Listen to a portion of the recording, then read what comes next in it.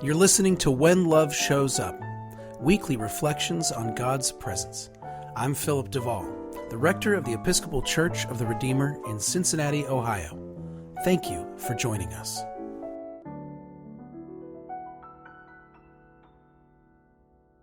There's a lot not to like about growing up.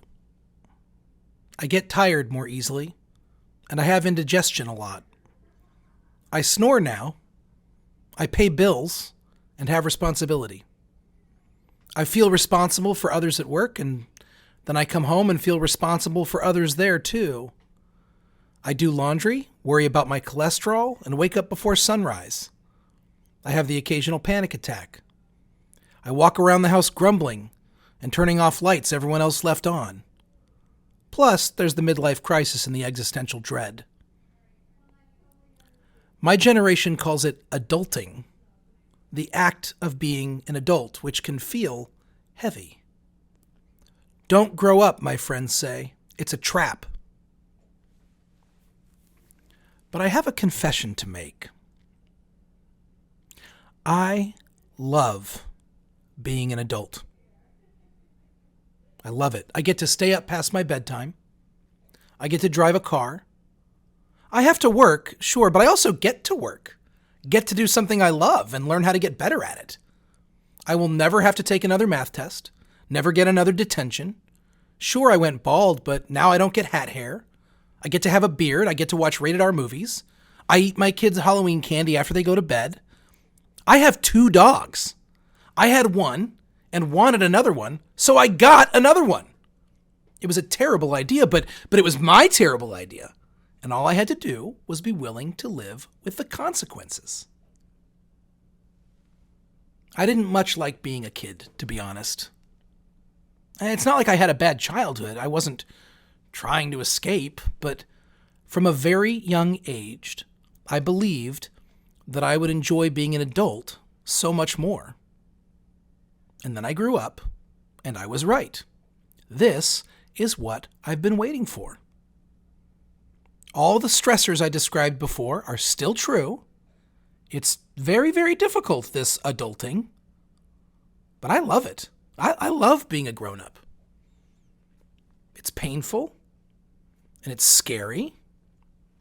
I both laugh and cry more readily than I ever did as a child. It's all more terrible and beautiful than I ever could have imagined. I know our culture is obsessed with youth, that we are programmed to look backward and yearn for an idealized version of who we once were, to long for younger bodies and simpler times. I do it too. Some of it is about being scared of death. Some of it is wishing we could have had the ability to comprehend back then just how precious time was, when everything seemed endless and ageless and eternal.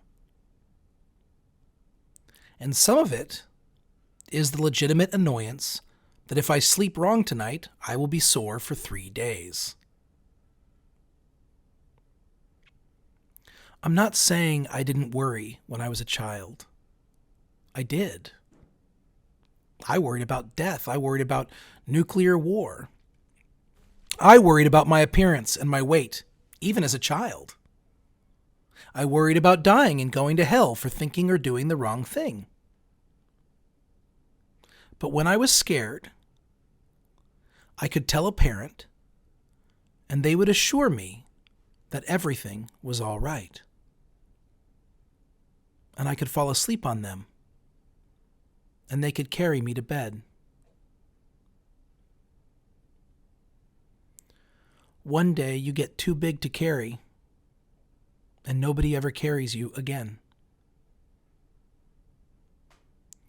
One day it's your job to tell someone else everything is all right. And you realize you're not sure if that's true.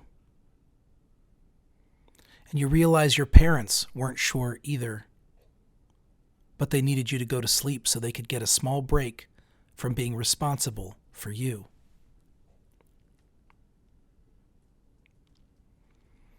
It's tempting to look for God to fill the gap to assuage the grief that arrives when certainty walks out the door. My parents can't carry me, but God can. That poem about the footsteps in the sand and the God who carried me during the tough times, all that. The temptation to find your lost certainty in scriptures or the words of a sermon. But I don't know. I love Jesus and I believe in God, and still, the certainty has not returned. I believe God is with me in the impossible times, that I am loved and held and cared for eternally. But that doesn't seem to make the complexity of this life dissipate. God may be carrying me, but I am not asleep.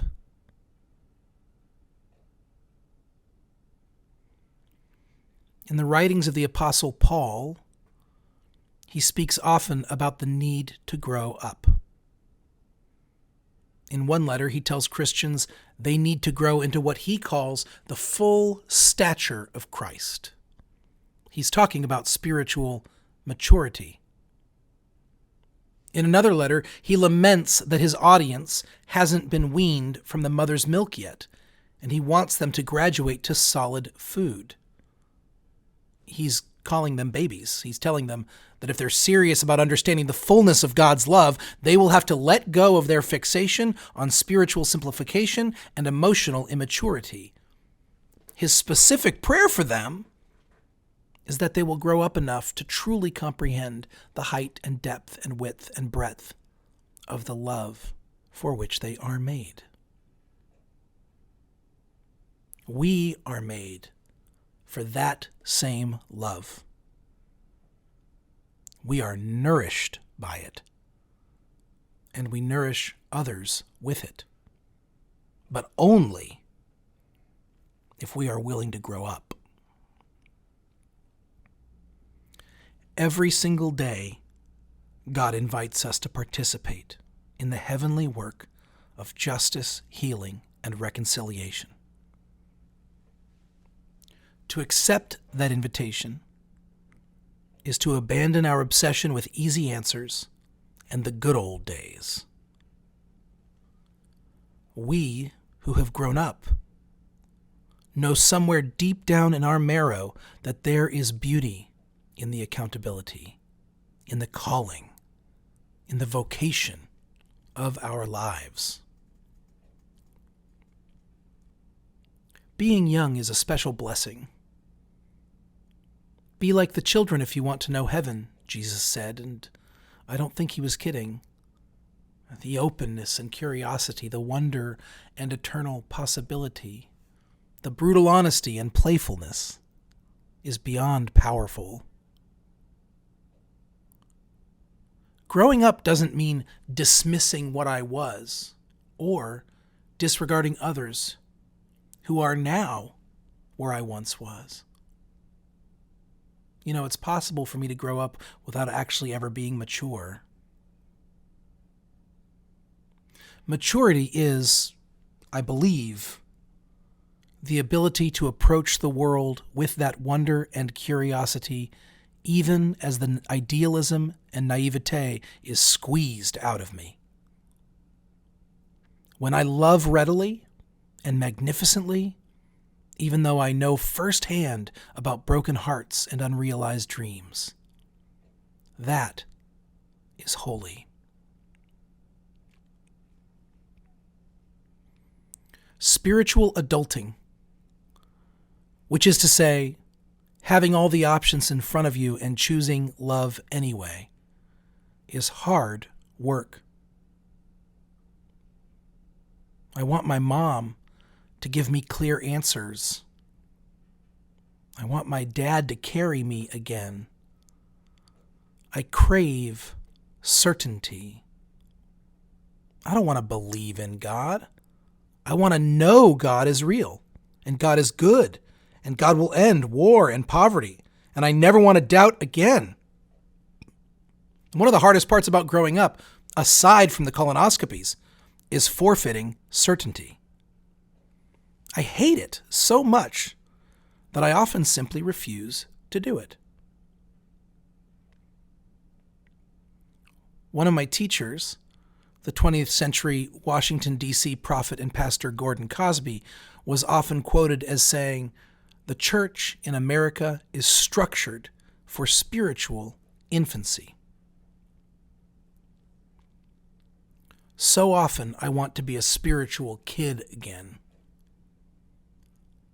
But when I move beyond my need for certainty, I find that God is perfectly at home in ambiguity.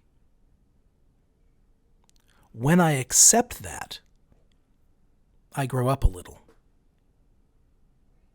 I grow up a little more when I stop trying to get back to a simplified and idealized version of faith and accept the wrinkles and love handles of the faith I have here and now. This has been When Love Shows Up, a podcast of the Episcopal Church of the Redeemer.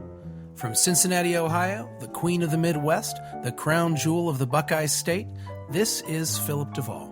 Remember, you are blessed, and you are a blessing. Thank you for listening.